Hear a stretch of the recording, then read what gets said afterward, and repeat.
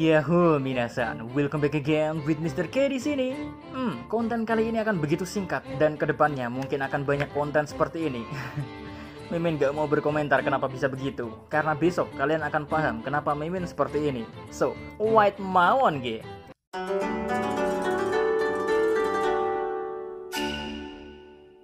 Kali ini, Mimin akan menjawab sekaligus menjelaskan kesalahpahaman fans One Piece yang ketika melihat Luffy menggunakan Red Hawk ya di Aquismon Island ketika mengajar Hody. Lalu Luffy menggunakan Red Hawk saat melawan Doflamingo. Luffy juga menggunakan Red Hawk ketika menghancurkan permen milik Perospero. Dan juga yang terakhir ya, kita lihat Luffy mengajar Smile User Singa dengan Red Hawk-nya. Ada kan yang pastinya bingung dengan jurus Red Hawk Luffy kok bisa mengeluarkan api? Kenapa bisa begitu? Apakah Luffy mewarisi kekuatan buah iblis api milik Ace? Atau ada penjelasan konkret lainnya?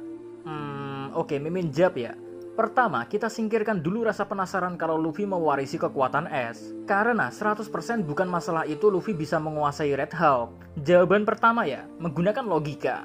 Kemungkinan paling besarnya, Luffy memang terinspirasi dari kakaknya Ace sebagai cara dia menghormati kakaknya yang telah tiada.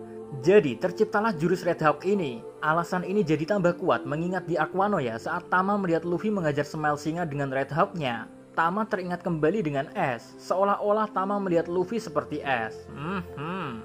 Lanjut ke jawaban kedua menggunakan data science yang ada di versi dunia One Piece. Luffy bisa mengeluarkan api ketika menggunakan Red Hawk itu karena dia memompa darah yang ada dalam tubuhnya hingga ke level yang sangat ekstrim. Sehingga menyebabkan tubuh Luffy menjadi sangat panas. Dan jika dikombinasikan dengan haki yang sifatnya adalah keras, bagai batu atau besi lah, lalu ditambah dengan tekanan udara yang dihasilkan ketika menggesekkan gaya pegas ketika Luffy menggunakan pukulan, hasilnya menyebabkan udara di sekitar juga ikut mengalami panas, yang akhirnya menimbulkan api karena tekanan panas gaya pegas lengan Luffy bertabrakan dengan udara panas. Jadi saat melancarkan serangan api, hasil dari gesekan lengan Luffy tersebut bisa mengalir di sekeliling tangan Luffy.